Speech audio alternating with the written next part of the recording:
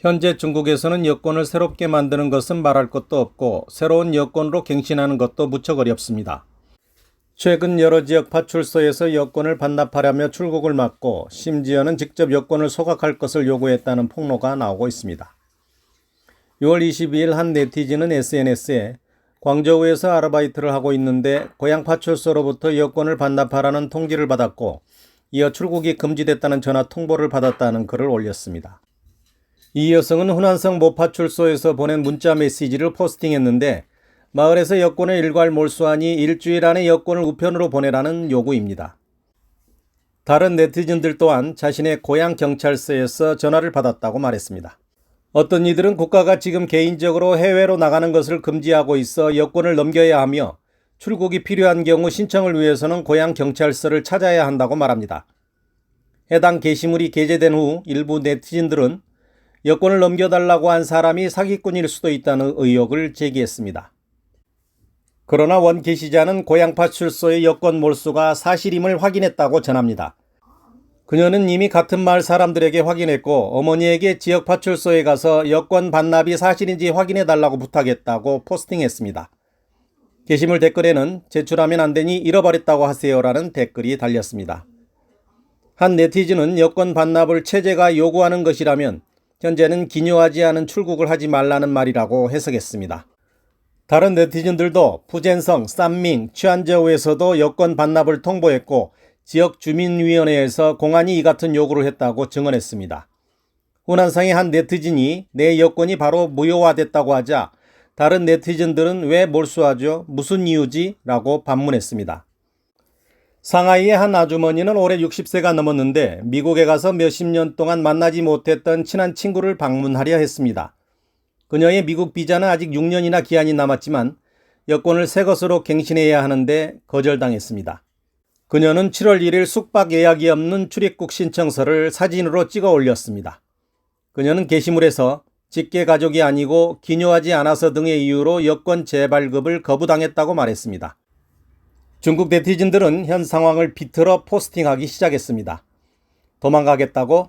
어림없지. 다음 소식입니다. 최근 중앙아시아 국가들이 미국과 중러 동맹 사이에 끼어 지정학적 전쟁터로 변했습니다. 최근 벨라루스의 알렉산더 루카셴코 대통령은 중앙아시아가 세계의 판을 다시 짜는 미중 전쟁의 다음 전장이 될 것이며 그 여파로 세계는 분열될 것이라는 공개 발언을 내놓아 주목을 끌었습니다. 이란 타스님 통신에 따르면 루카셴코 대통령은 중앙아시아가 글로벌 전쟁터가 될 조짐이 보인다며 푸틴 대통령이 우크라이나와 전쟁 중에 중앙아시아를 빈번히 방문했던 점을 지적했습니다. 푸틴 대통령은 최근 타지키스탄과 투르크메니스탄을 잇따라 방문해 옛 소련 시절의 동맹관계를 공고히 다진 것으로 알려졌습니다. 루카셴코는 현재 중앙아시아가 딜레마에 처해 있다는 점을 인정했습니다. 그는 중앙아시아가 한편으로는 미국과 유럽, 다른 한편으로는 이 지역에서 막강한 영향력을 행사 중인 중국 사이에 끼어 난처한 상황에 처했다고 언급했습니다. 키르기스스탄 비슈케크 소재 OSCE 아카데미의 선임 연구원인 니바야오는 현재 중앙아시아 국가들이 중국의 광물과 원유와 같은 원자재를 수출하고 중국산 소비재를 수입하고 있다고 말합니다.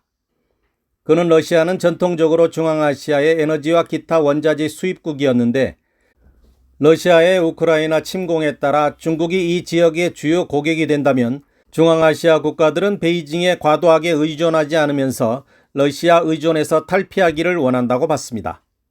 또 니바야오는 미국이 없으면 중앙아시아 국가들은 상대적으로 취약한 위치에서 중국 공산당과 협상해야 하므로 미국은 중앙아시아 국가들에 더 많은 지원을 해야 하며 반면 중앙아시아 국가들은 중국 공산당과의 무역 및 외교 관계를 심사숙고해야 한다고 지적했습니다.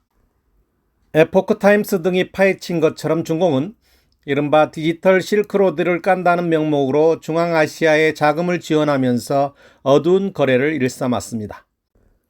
중국 정부는 화웨이, 하이크비전, 다와테크놀로지 등 중국 과학기술 기업을 앞세워 중앙아시아의 국가의 민중을 감시하고 탄압하는 전제 정치 도구들을 수출, 중앙아시아에서 영향력을 확대해 왔습니다.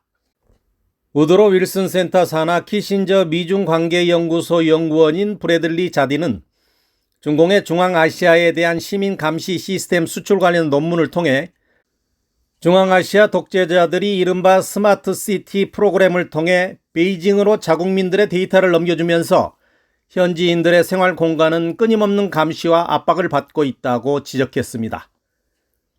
이들 권위주의 통치자들이 중국 공산당과 우호적인 관계를 유지하며 자국민의 반발을 억누르고 있다는 것입니다.